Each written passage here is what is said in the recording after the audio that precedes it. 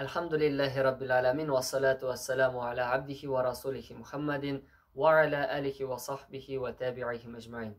Ayşe anabız radıyallahu anhana gayıplav, haqsızga zina kıldı deb gayıplav, şuşa bak bulgan şahıslığa anın indi namusuna tiltiş tigiru elbette ol big zor sınav bula. Müslümanlar için hem indi Allah ilçesi sallallahu aleyhi ve sellem bilgileyinde burşula ol özünün sahabelerin jiyip soruy.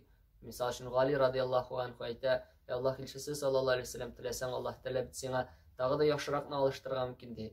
Usama ayta yok de bizga Ayşe torunda bartik hayırlı sözlergine, hayırlı ibirlergine bilgili de.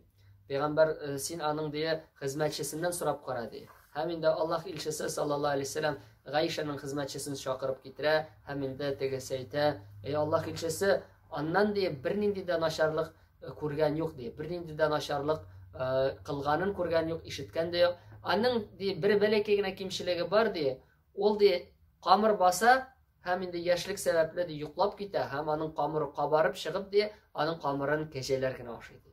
Yani anın birden bir naşındığına indi kay bir vakitte ihtibarsızlık ko'rsatatirgan indi kimchiligi bula hem indi boshqa yoqlab qaraganda indi ko'ngil shistalligi masalasida chunki u Siddiqning qizi o'zi da Siddiqa ya'ni pok ko'ngilli shista ixlos bo'lgan xotin qiz andan indi bir nindidan nasharlik ko'rinmaydi deb aytadi ham indi Alloh elchisi sallallohu alayhi vasallam shiga ham indi menim de xotinim turunda menim g'oilam turunda tiltish tigirdilar diye hem indi Abdullah ibn Ubay turunda so'z bara bitinde hem indi bir sahaba turib bo'lsa agar da oldi bizning qabiladan bo'lsa biz ana diye u boshim kesashak biz diye agar da ol shu qabiladan bo'lsa deb indi bir ikkinchi qabilani ayta allar turib boshim kesirlar diye hem indi shu vaqtda tag'in bir yangi nizoh shiga yoza hem indi payg'ambar sallallohu alayhi vasallam shu nizoh kuchayib ketmasin uchun shu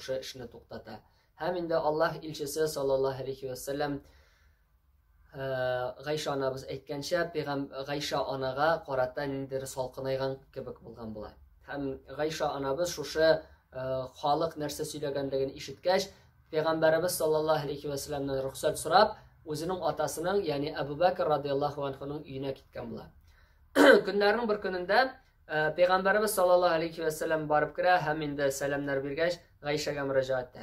Ey G'aysha de, agarda sen shu gunohni qilgan bo'lsang de, tövbe et dürüstlükte Allah Teala tövbelerini kabul etüşü, gafu etüşü diye. Eğer de sen bu buzuklukni kılmagan bulsan diye, elbette Allah Teala seni diye aklar diye. Hem şu sözlerini etkeş, uzak da ötmeyi Peygamber sallallahu aleyhi ve sellem'e vahiy kile. Vahiy kilgende bilgileyinde G'ayshadan başka kişiler, yani Abu Bakr hamanın hatırına G'ayshaның anası bikni kurkalar. Nerse bulaşağın, nerse Allah Teala eytir ikendigini indi kurkıp kütüp durgan bulalar. G'ayshaning ko'ylida aytila tinchlik bor edi, chunki u bir nindida gunoh qilmadi, anani haqqa ranjitdilar. Ham endi shusha payg'ambar sallallohu alayhi vasallamga vahiy inga indanda Nur surasining oyatlari bitinde undan 18 ga hatli anda G'ayshaning paq ekanligin, ham endi qay bir musulmonlar shuning bilan birlikda munofiqlar anga qarata noshar so'z söylaganlarini Alloh taolo endi söylay shulay deb G'aysha onamizni paqlay. G'aysha onamiz ayta, men albatta deb ishona edim. Alloh Rabbimiz meni paqlayshig'amadi, lekin menim turunda Qur'on ingir deb, menim turunda oyatlar ingir deb men o'ylamaydim de, chunki men o'zimni bikni tuban ko'raydim de.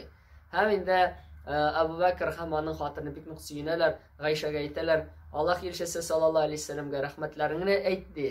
Degan payg'ambar G'aysha onamiz ayta, men de Alloh taolaniga maqtim de. Shulay deb endi zo'r sinov, musulmonlar uchun kelgan zo'r sinov endi yaxshig'ina tamomlana. Kimlar nashar aybir söylediler G'aysha onamiz turunda ularga qazif jazosi qo'llana. Ularga 80 tapqir qamchi so'qalar. Ham mana bu qazifning jazosi 80 tapqir so'qqandan so'ng bir vaqtda da shu kishilarning shahodatini qabul etmasga deb Alloh taolaning qonuni, qat'iy qarori qabul etilgan. Endi munofiqlarga bir narsa da bo'lmay, chunki munofiqlar mana shu qazif jazosini qo'llanu ham umuman nindida bo'lsa jazo qo'llanu, ishgan uchun, zina qilgan uchun, urlashgan uchun jazo qo'llanu, ul musulmonga qarshi qarata qo'llaniladi, ham musulmonni paqlay. Munofiqlar ular endi musulmonlar tur, ular инде кәфирләр һәм алар пакланырга тиеш түгел. Шушыннан соң инде шушы вакыйгадан соң инде мунафикларның хакыйкый йөзләре һәм кем икәнлекләре ачыла. Менә бу Габдулла ибн Убей ибн Ас-Салул менә Бану Мусталихтан кайтканда да бит инде әйтә, без инде әлбәттә хөрмәтлеләрбез, түбәннәребезне чыгар дип әйтелә. Һәм әле ул кайткан вакытта аның улы шулай Габдулла исемле була, ансы инде мөмин мөселман була. Һәм Мәдинә кырына килеп җиткән вакытта ул инде кылычлары белән баса, әтисенең каршына әйтә: "Дөреслектә ди, Аллаһ илчесе ул хөрмәтле ди, гыйззәтле ди, газиз ул ди, кадерле безнең өчен ди, ә син түбән ди. Һәм инде Аллаһ илчесе рөхсәт итмичә торып ди, мин сине кертмәм ди." Ләкин инде Аллаһ илчесе шираттагы шушы мәрхәмәтен күрсәтә шушы Габдулла ибн Убей ибн Ас-Салулгә, ләкин инде аның хакыйкый йөзе инде ачылган була, фаш ителгән була. Аллаһ Раббыбыз инде аның кем икәнлеген күрсәтә һәм инде мөминнәр аннан бары тик мәшәбәт кына көтәргә икәнлеген беләләр һәм инде аның сүзләренә билгеле инде колак салмый торган булалар. Һәм Пәйгамбәр саллаллаһу алейһи вассалам янына иң башта ук бит инде шушы фитнәләрне тараткан чакта ук Гомәр радиллаһу анһу әйтә: "Аллаһ илчесе рөхсәт ит миңа, мин аның башын чабам" дигәч, Пәйгамбәр саллаллаһу алейһи вассалам әйткән була: "Юк ди Гомәр ди, әгәр дә мин аны эшләтсәм ди, бөтен кешеләр әйтәчәкләр, Мөхәммәд үзенең сахабәләренең башын чаба" дип ди. Һәм инде менә шушы эшне эшләми, шушыннан соң инде аның кабиләсе аның башын чабырга әзер булалар. Ягъни шушы хәтле Пәйгамбәрбез саллаллаһу алейһи вассаламның сахабәләре аның инде гаиләсе турында бузыклык таратучы бәндәнең инде алар янәшәсендә яшәргә инде хаклары юк дигән шушындай фикерләргә киләләр. Менә шушы кыямәт көненә хәтле Гайша анабыз, анабызны Аллаһ Раббыбыз инде паклады. Кыямәт көненә хәтле шушы инде Раббыбыз Аллаһ тарафыннан ингән аятларны инде укыйчаклар һәм бөтен мөселманнар өчен дә Гайша ул кадерле бер кеше булып тора. Һәм инде ул күп кенә хатын-кызлар өчен, мөминәләр өчен күркәм бер үрнәк була. Нинди булырга тиеш мөминә, нинди булырга тиеш мөслимә. Ул акыллы, ул пак, ул чиста, ул тақва, ул белемле. Гайша анабыз аркылы Пәйгамбәрбез саллаллаһу алейһи вассаламның күпме хадисләре инде безгә мирас булып калган.